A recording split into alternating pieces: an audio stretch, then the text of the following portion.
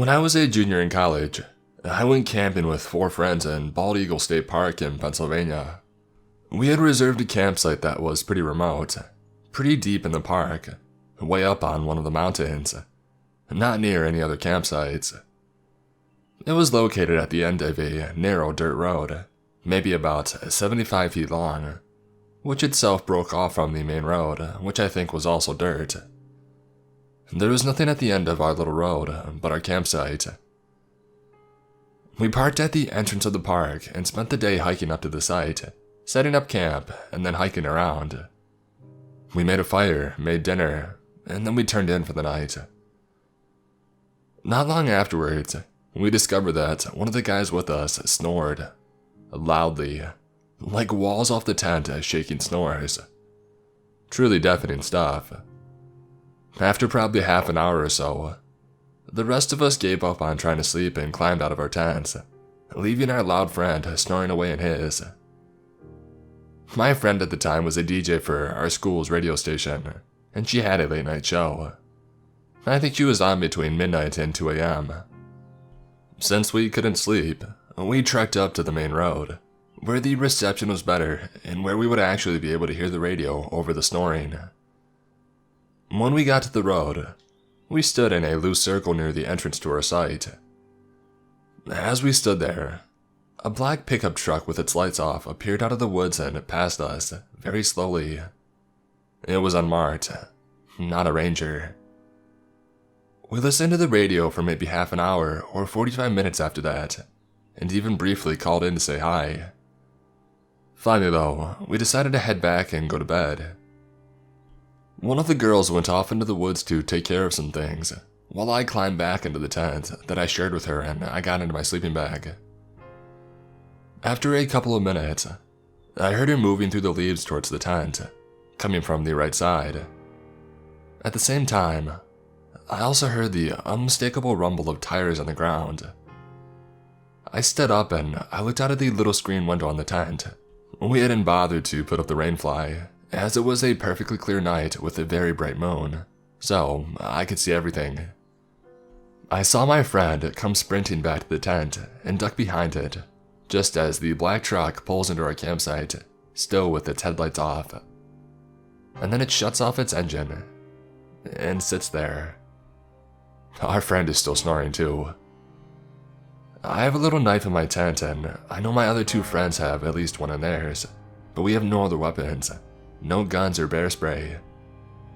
So we just watch. As I said, it's a clear night. I can see the truck just fine. It's maybe 20 feet from my tent, but I can't see who's in the truck, or how many people there are. Nothing seems to move inside of the truck. I still remember the metallic clunk sounds as the engine cools off. I honestly have no idea how long I just watched it. My friend had ducked down behind our tent, and I could hear by her breathing that she was terrified, but neither of us said a word. It feels like a really long time went by. It had to be at least 10 minutes, but it could have been half an hour or more.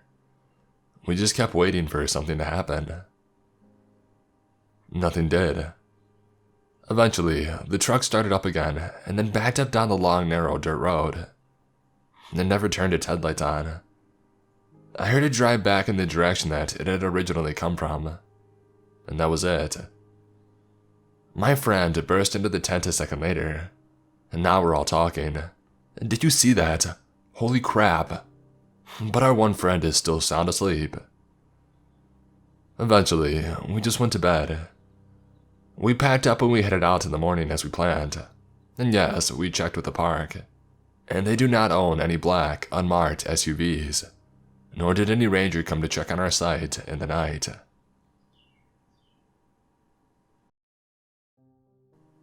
Years ago, when I was still a teenager, my friend Justin and I would often go longboarding at night while we were camping. As my friends and I were quite the night owls. We loved the freedom of almost never seeing another soul on the road to the paths that we frequented. Even when using main roads, it would be very rare to see a car out so late in such a rural area. And you could see and hear them coming from very far away due to their headlights, and the noise of the vehicle disrupting the peaceful silence of the night. We were really into it at the time, and would often ride our boards for miles and miles, sometimes not arriving home until the sun was up. One particular night, we decided to ride a few miles away from our usual back roads to take one of our favorite hidden routes. It began with a narrow, paved path that was the only piece of land separating two sides of a long lake. It would often sink under due to rain, and we wanted to seize the opportunity just to use it before it rained and went underwater again. It was roughly 2 miles long, and it was extremely relaxing to ride through due to the scenery. After making it to the end of the lake, we decided to continue moving and turn into a very close path that leads directly into a densely wooded wilderness preservation. As we came up to the first hill, we looked down at the bottom into the blackness. We both noticed what appeared to be a tiny moving ball of dim light down there. It moved so strangely, and it was extremely difficult to make out what it was. Rather than shine our flashlight down, we curiously watched it for a few moments, whispering to each other about what it could possibly be. All at once, that small light turned into multiple blinding lights and extremely loud revving sounds, overwhelming our senses that had become accustomed to the dark and silence. Acting purely on fear, we instantly turned around and ran as fast as we could, hearing yelling and revving gaining behind us. By sheer luck, we managed to run off the path into a very dark, very overgrown hole in the side of a hill, overlooking where we had just come from. We decided to hide in the natural dugout of the hill, hoping the plants and darkness would be enough to protect us from whatever was happening out there. We watched our pursuers right up to where we had originally been standing. There were 4 men, 2 on 4-wheelers, and 2 on full-sized motorcycles. They were yelling at each other about something, but we couldn't make out what they were saying due to the distance that we had covered. We felt safe enough to whisper very softly to each other, and speculated who these people could be. Our first thought was that they could be park rangers of some kind, although we had never seen one here in the many times that we had been through. And honestly, we doubted that this county had the budget or even the desire to have any patrol the deep woods at night. Besides that, these men were on vehicles entirely inappropriate for the paved bike trails, and they were very angry about something. They called out to us for a while, yelling things like, "We know you're out there, and we can see you, come on out." We stayed silent and decided to call their bluff instead of running. Eventually, we clearly heard one of the men yell, "Find them now," and then smash a bottle. That had erased any hope that we had that these were just park rangers. We watched them split up, each of them going a different way down the series of paths on their vehicles, including the path that we came from. It took us what felt like ages to even move. We were frozen in terror inside of that dugout, watching the lights from the vehicles travel through the woods and pass, one of them already coming full circle and passing the point that he started from. I thought about calling for help, but I was too afraid to open my phone in fear that even the smallest amount of lights would give away our location. After waiting for the lights of the vehicles to reach their furthest distance yet, we finally summoned the nerve to get up and try to run somewhere far enough from these people to safely make a call. We ran as hard and fast as we could through the woods. Since their headlights gave away their location on these paths, we would hide again whenever we felt that they were getting too close. Our available hiding spots were getting progressively worse as the woods became less dense, and the fear that I felt waiting for one of them to drive past us while basically only being covered in leaves and plants may still be unmatched to this day. Finally, we emerged from the woods onto the intersection of 2 main roads, far from where we had started. We ducked down into the ditch to call for help. When I opened my phone, I noticed that I had recent missed calls from one of our other friends, Connor, who was supposed to meet up with us after our longboard excursion. I called him and frantically asked where he was. Luck was with us again. He hadn't given up on our plans despite us ignoring him, and he was only a few miles away, already heading in our direction. I gave him the names of the 2 streets that we were near the corner of, and explained that we needed to get picked up right away. He agreed to speed over to us while Justin and I waited in hiding. Thankfully, Connor arrived before any of those men did. We bolted into the back seats of his car, yelling for him to get out of there, and he took off. Relief doesn't begin to describe what I felt being safely driven back to site after everything I had just experienced. After explaining everything that had happened to Connor, we ended up just moving on with our night and decided not to call the police. We figured they would be gone by the time any officer made it out there, and that we would only be putting ourselves at risk by admitting to breaking the law by taking those paths so late at night. I still have no idea what happened or who those people were. I've been told all kinds of theories from my friends and family that have heard the story. Some think that we had walked right up to a huge drug deal. Justin and I later admitted to each other that when the revving started and we couldn't see, our minds both went straight to a chainsaw-wielding horror movie serial killer. So I suppose it could have been much worse. Frustratingly enough, whatever those men thought we saw that made them want to catch us so badly, we never actually saw. We'll never really know, I suppose.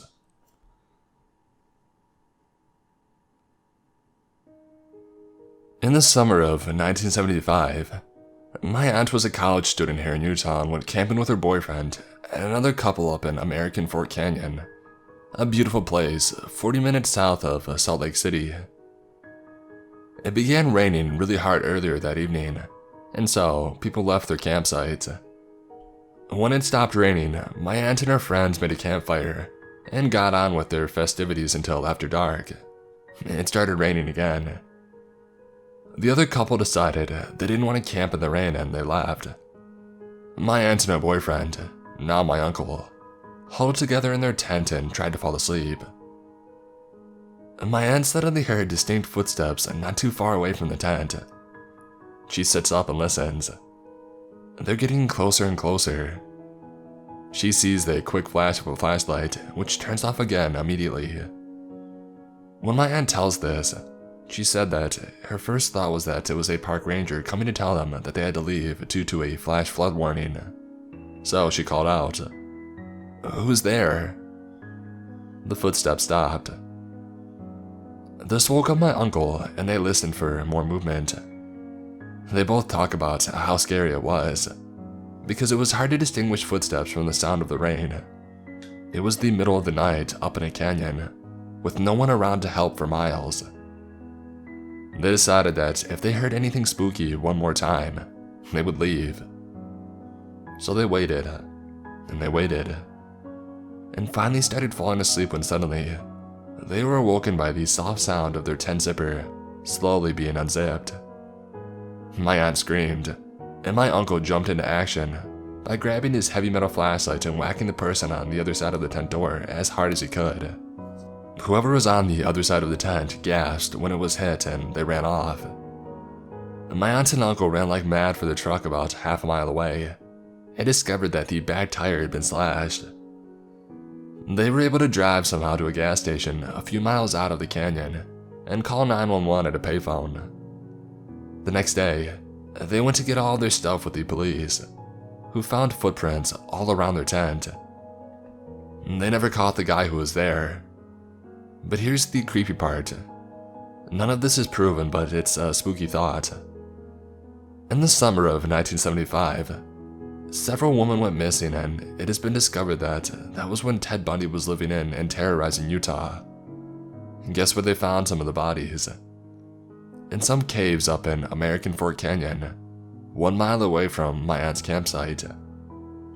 A week before my aunt went camping was when Ted had gotten one of his victims and hidden her body in that area.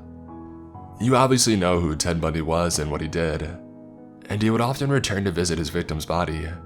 My aunt and uncle wonder if that night, Ted was visiting his collection of bodies when he saw a prime opportunity and he nearly took it, and he prowled around their campsite. Also, Ted Bundy has a distinct chip in his front tooth, and my uncle likes to joke that he gave it to Ted by whacking him with a flashlight.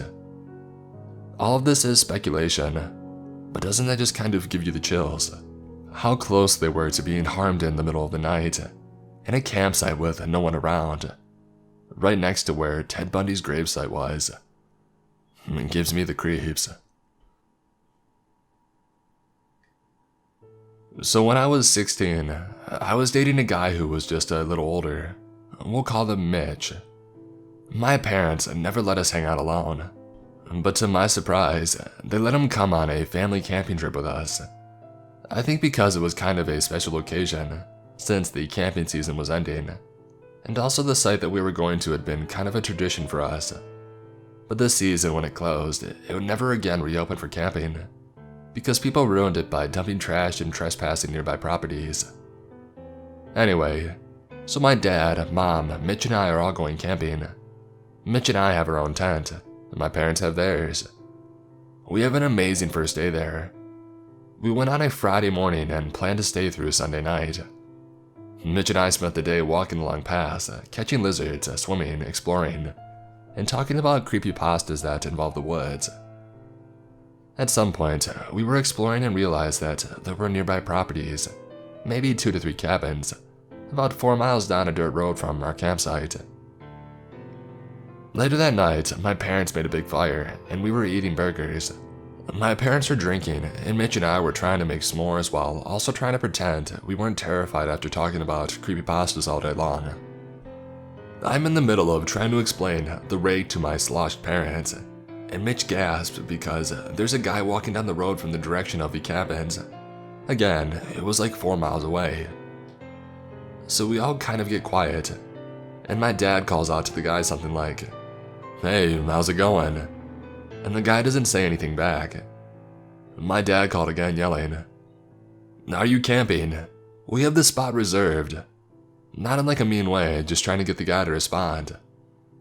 The guy still doesn't say anything, until he's like right up to our campsite, which was weird because it took like 2 minutes of silent walking to get to us after we had first called out to him. He comes up closer to us and is like, "Hey there, folks. I just like walking around. Sometimes I take a walk down from my cabin and see if anyone's camping." So the guy sits down and he talks to my parents for a while. My parents are super drunk and I think they had been smoking pot all day. I didn't know this at the time, but when I was older they told me they were big potheads my whole childhood, because they were surprisingly chill with this strange man appearing and were very friendly. They all talked about what a shame it was that the camping season was ending, and how terrible it was that this campsite was closing. Mitch and I whispered back and forth, and we're talking about how weird the guy was.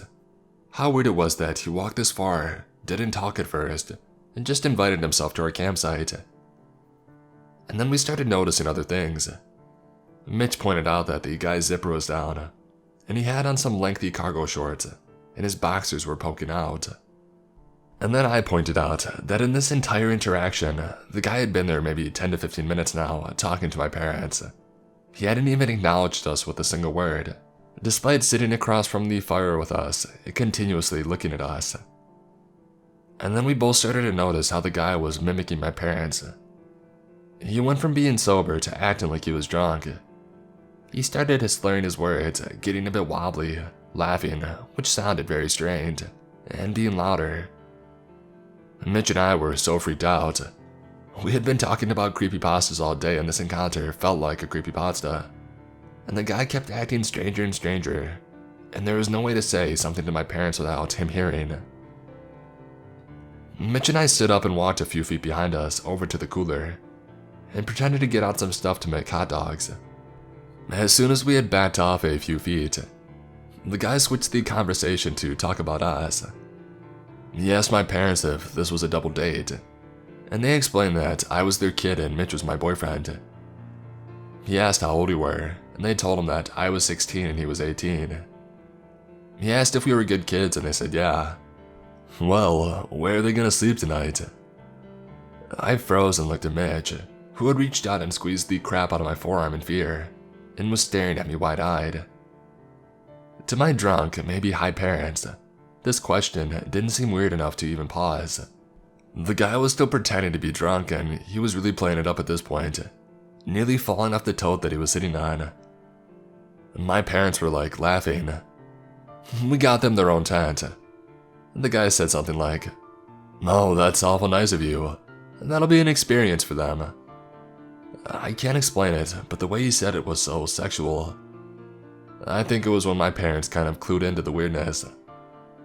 I looked at my mom, who looked kind of slack-jawed and uncomfortable, and was staring at me with a quizzical look.